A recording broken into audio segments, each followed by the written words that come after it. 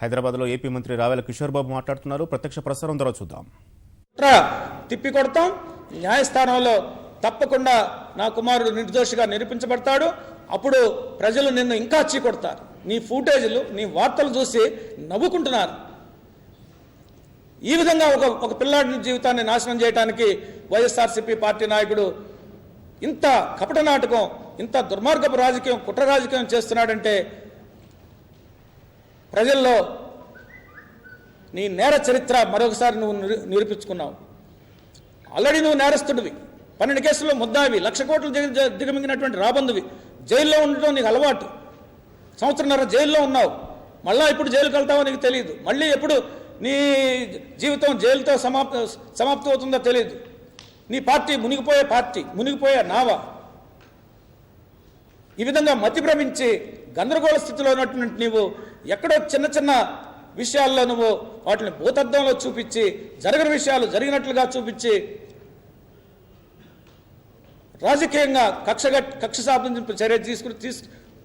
సాధింపు చర్యలు చేయటం, పరువు ప్రతిష్టలను దిగజార్చటం, ఈ నీ నీచమైనటువంటి హేయమైనటువంటి రాజకీయ కుట్ర అని చెప్పేసి ఈ సందర్భంగా నేను తెలియజేస్తా ఉన్నా. మీరు చూడండి, ఎవరైనా కానీ, మేము పత్రికా విలేకరులు కానీ, ప్రజలు కానీ, మొదటి ఎఫ్ఐఆర్లో బంజారా హిల్స్లో 3వ తారీఖు నాడు మొదటి ఎఫ్ఐఆర్లో నా కుమారుడి పేరు లేదు, నా కుమారుడికి సంబంధం లేదు, నా కుమారుడిని డ్రైవర్ని చితకబాదారు అక్కడ స్థానికులు. మరలా అతని మీద కేసు పెట్టారు. దాన్ని నువ్వు లీక్ తీసుకుని నీ మీడియాలో మొత్తం మీద దాన్ని ప్రచారం చేసి పోలీసుల మీద ఒత్తిడి తీసుకొచ్చి మళ్ళీ 4వ తారీఖు ఎఫ్ఐఆర్లో మళ్ళా కొత్త ఎఫ్ఐఆర్ తయారు చేసి నా కుమారుడిని దోషిగా దాంట్లో చిత్రీకరించి మరొక సెక్షన్ని ఇంక్లూడ్ చేయటం, మళ్ళా మీడియా ద్వారా నువ్వు ఒత్తిడి తీసుకొచ్చి సంఘాలను రెచ్చగొట్టి మళ్ళా మరొక సెక్షన్ తీసుకురావడం అనేది నువ్వు న్యాయస్థానాలను మబ్బు పెట్టడం, న్యాయస్థానాలని తప్పుదారి పెట్టించడం, తప్పుడు రుజువులు చూపించటం, నువ్వు కోర్టుల చుట్టూ తిరిగి న్యాయస్థానాలన్నా కూడా నీకు గౌరవం లేదు, చట్టాలంటే గౌరవం లేదు, రాజ్యాంగం అంటే గౌరవం లేదు.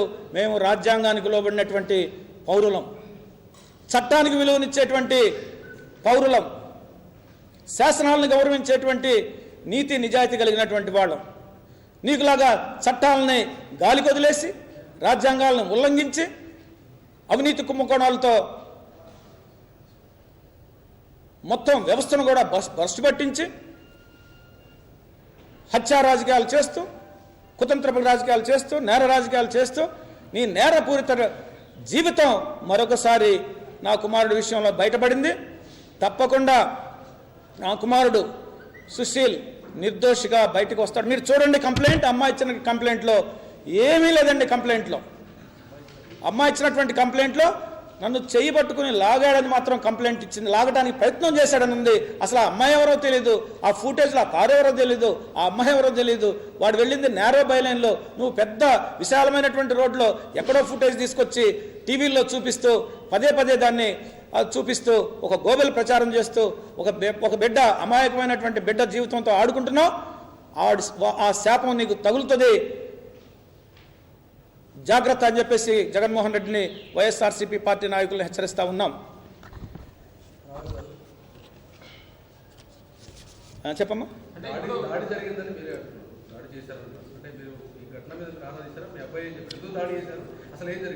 నేను ఇక్కడ జరిగినటువంటి సంఘటన రోజు నేను నియోజకవర్గంలో ఉన్నా.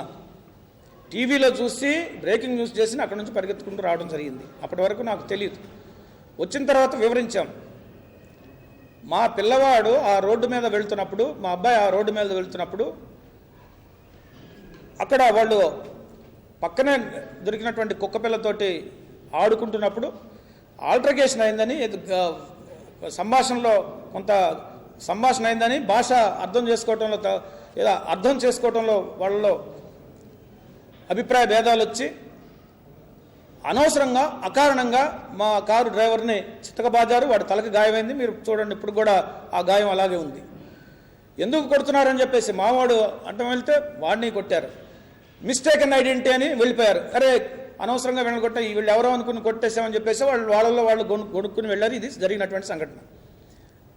దీన్ని ఆసరాగా తీసుకుని తప్పుడు కేసులు బనాయించడంలో, ఈ కేసును తప్పుదారి పట్టించడంలో వైఎస్ఆర్సీపీ పార్టీ కీలక పాత్ర పోషించింది.